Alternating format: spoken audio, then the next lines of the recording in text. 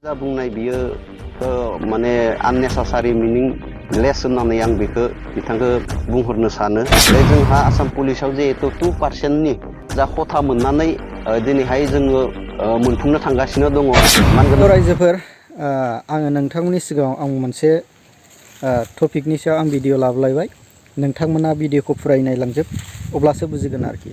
नै दा XNDB-नि बि मावसोमा जे बि दौलेंनि सायाव माखासे खोथा बुंदोंमोन आरोखि। बेनि सायावनो नै दा बि दौलेङा फुरा बेनि सायाव खेंफोरथि होफिनदों आरोखि।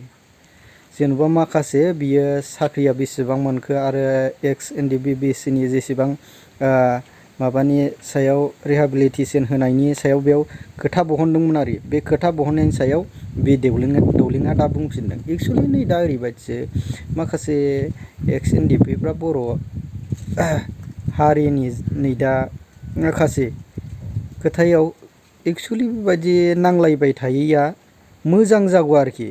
नै दा अब्ला जोङो मोनसे भिडिअखौ नायनानै लाग्रोनि रायजोफोर। बे मोननो गोनांफोरखौ मोनजोब्बाय होननानै बुंनाया बे गोरोन्थि जादों। दा बिखौ जोङो थिकादारसो होनगोन ना XNDB होननानै बुङो? आरो दा मोनदों ना मोनाखै बे गथ'फोरा बे 4 लाखखौ, बिनिबो माने फिननायखौ बिथाङा होनांगौ। दिनैहाय आङो नोंथांमोननि निउसनि गेजेरजों बेखौनो बुंहरनो सानदों जे मैया मोनसे आङो निउसाव नुनाय जादों जे बिथां तामुलपुर जिल्लानि बेन्दोङाव थानाय बिथां बि मावसोम आरो मा होनगोन जगेन बसुमतारी बिथांमोना आंनि सायाव किसु खोथा बुंनायखौ आं नुनो मोनदों। थांनाय 15 आरो 16 खालाराव जे जोंहा दिल्लीयाव मोनसे महोत्सब जानानै थांदोंमोन। दा बेवहाय गोबां जोंनि भारतनि प्राइम मिनिस्टार बिथाङा बर' जातिनि थाखाय माने जोंनि गेजेराव जे मोनसे गोजोन थासारिया फैबाय, बेफोरखौ नोजोर बोनानै जोंखौ उसितना होनायखौ जों नुनो मोनदोंमोन। नाथाय जोङो नुनो मोनदों जायफोरानोखि जोंनि सानैसो माने XNDB-फोरा BPF दोलोआव दङ, दा बिथांमोना माने मा होनगोन फोरा माने नैबे बड'लेण्डआव दङ, जोंनि XNDB-नि सानैसोफोरा बिथांमोना माने जोंनि जा दिल्लीयाव जा महोत्सब फालिहैनाय, दा बेफोरखौ किसु माने अरजाथावै मेसेज होनायफोरखौ जों नुनो मोनदों। दा आङो दिनैहाय बेखौनो बुंनो सानदों जिहेथु बिथां बि मावसोमा आंनि सायाव एसे फंनैसो खोथा बुंनायलाय आं दिनैहाय नोंथांमोननि मिडियानि गेजेरजों बेखौनो फोरमायफिननो सानदों दि बिथाङा आंखौ बुंदों जे जोंहा XNDB-फोरा जिहेथु 4 लाखै मा होनगोन 4203 जना XNDB-फोरा फैसा मोनबाय। आरो बिथाङा आंखौ ओरैबायदि बुंनो नागिरदों जे NDB-नि जा 4 लाख मोननाय बियो बेखिनियावनो जोब्बाय होननानै बेफोरबायदि बुंनो नागिरदों।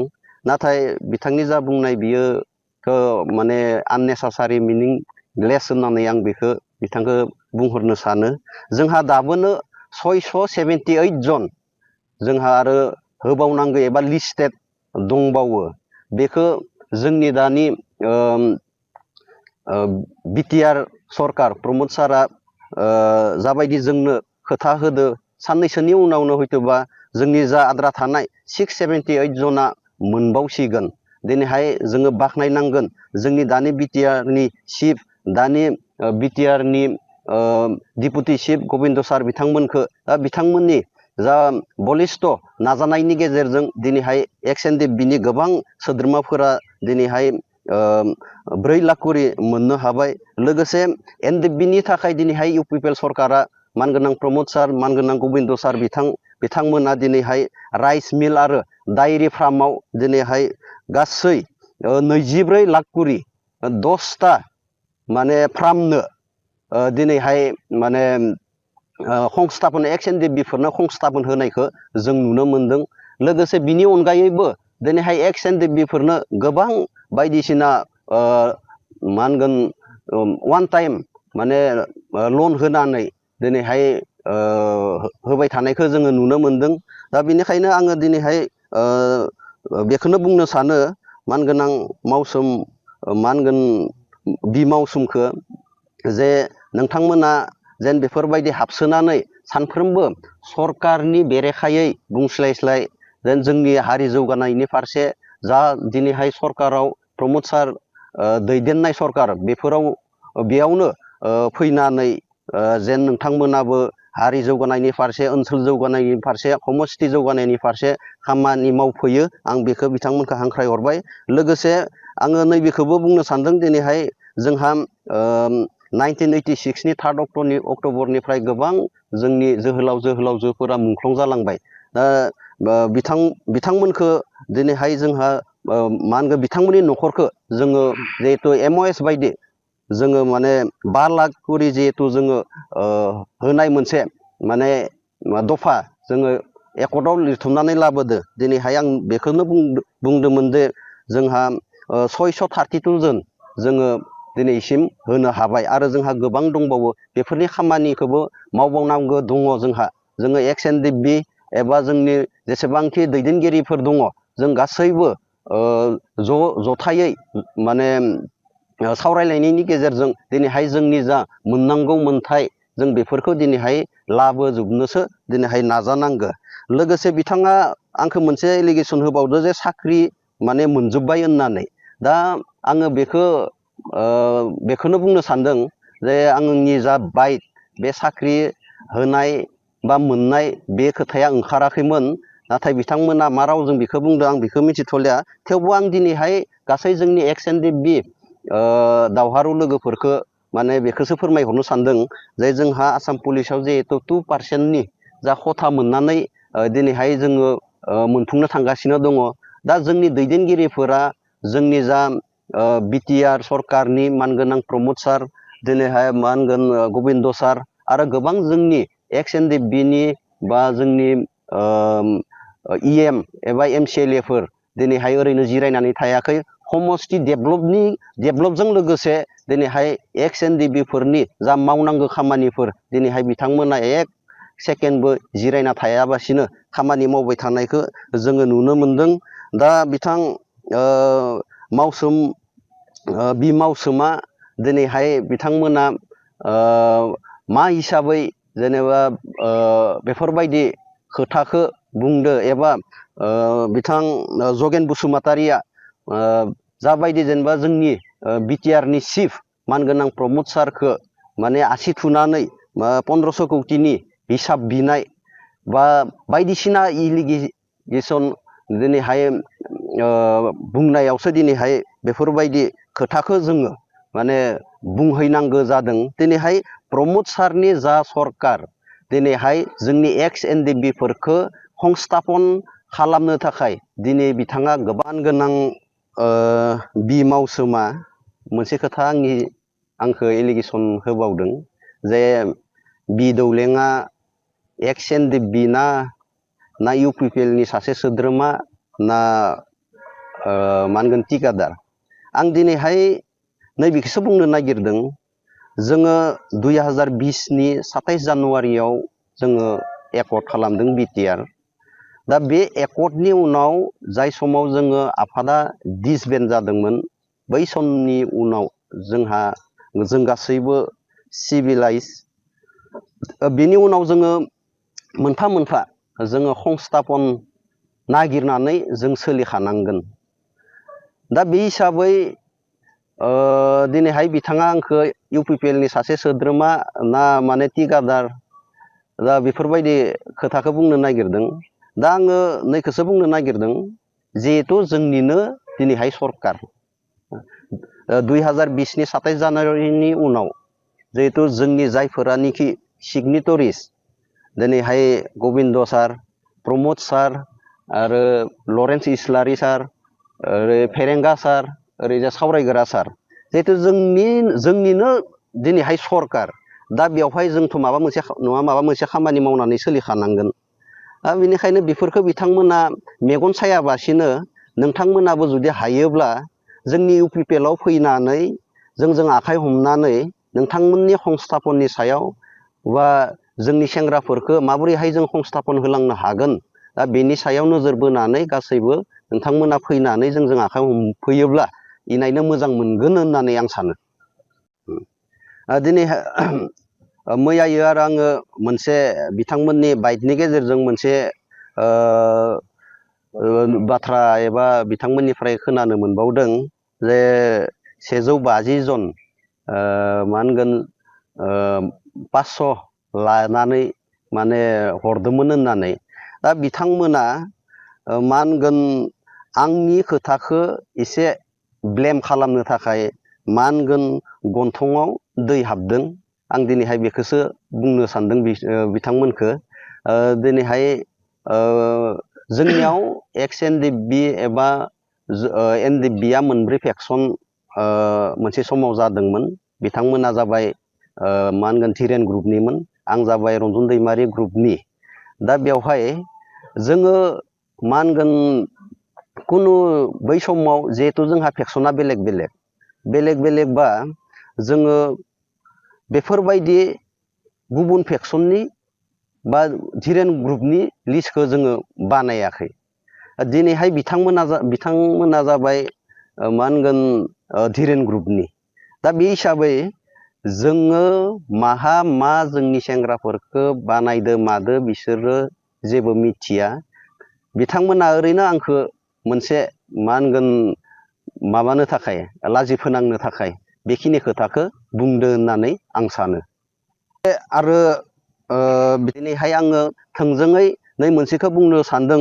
दिनैहाय बि मावसोम आरो जगेन बसुमतारी बिथांमोना दिनैहाय XNDP फोरनि थाखाय मा मावदो आं दिनैहाय बेखौसो दिनैहाय बिथांमोननियाव बुंहरनो सानदों।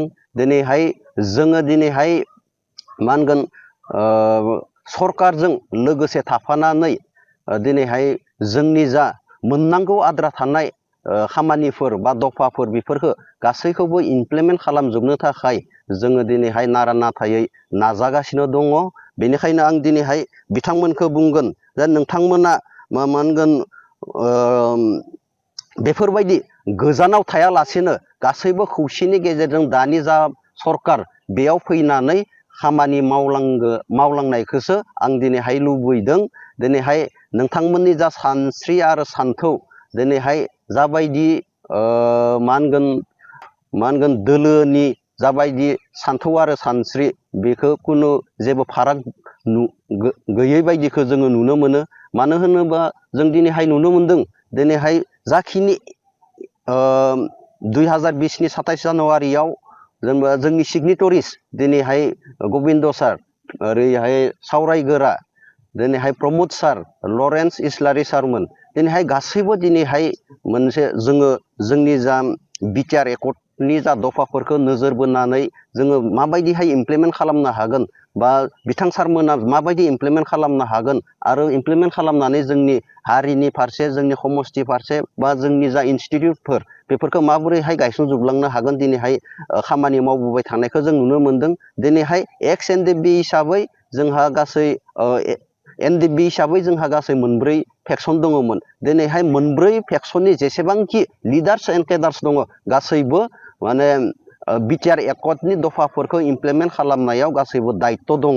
बेनिखायनो दिनैहाय पलिटिकेल लाबालाबनि थाखाय दिनैहाय मा होनगोन बि मावसोम आरो जगेन बसुमतारी मोना दिनैहाय BPF दोलोआव थाफानानै दिनैहाय जोंनि जा मा होनगोन कटनि जा दफाफोरखौ इमप्लिमेन्ट खालामनायनि असिलायै दिनैहाय पलिटिकेल बेनिफिटनि थाखाय दिनैहाय जोंनि बिटिआरनि चिफ मानगोनां प्रमद बर' सार बिथांखौ रायबाय थानायखौसो जों दिनैहाय नुहुरदों।